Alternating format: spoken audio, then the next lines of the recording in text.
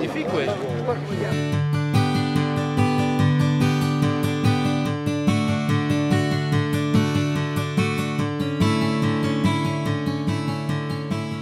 La signature du tout nouveau plan Rhône pour la période 2015-2020. Aux côtés de l'État mais aussi de différents acteurs publics et privés, CNR réaffirme son engagement dans ce programme de développement durable autour du fleuve.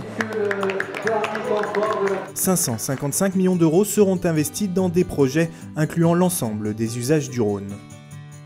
Le plan Rhône mobilise des moyens financiers très conséquents de l'ensemble des partenaires, l'État, les régions, la CNR, l'Europe y prend sa part, au service de projets qui servent des priorités intégrées pour le fleuve Rhône. Ça concerne la restauration écologique du fleuve, ça concerne les énergies renouvelables, ça concerne le développement du transport fluvial, le développement touristique, un ensemble de dynamiques qui sont cohérentes et qui s'inscrivent dans une logique de développement durable et de développement durable partenarial.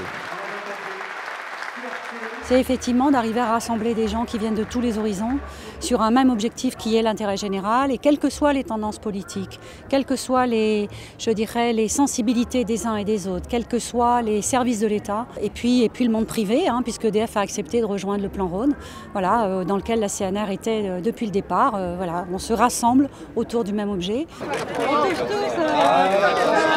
Le site de Rochemaure comme un symbole de ce nouveau plan. Ici, CNR poursuit ses missions d'intérêt général avec l'inauguration d'une troisième petite centrale hydroélectrique et d'une passe à poissons dans le Vieux-Rhône. 4 ans de travaux ont été nécessaires pour réaliser ces deux ouvrages. La nouvelle source de production d'électricité est bien sûr 100% renouvelable. Donc c'est une machine qui fait 6,5 MW, qui produit 53 GWh par an, ce qui correspond à la production, à la consommation de 22 000 personnes. C'est à peu près les 2 tiers de la ville de Montélimar.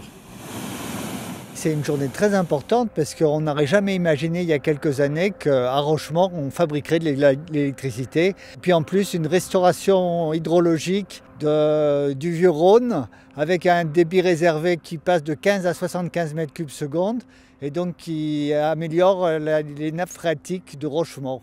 Ce qui est très important ici à Rochemaure, c'est un concentré de ce que CNR veut faire à l'échelle du fleuve. Avec cette centrale, on augmente le débit réservé, donc on améliore la biologie du Vieux-Rhône, on crée de l'énergie verte et troisièmement, on crée des dispositifs de franchissement pour les poissons, autant donc de l'amont vers l'aval que de l'aval vers l'amont.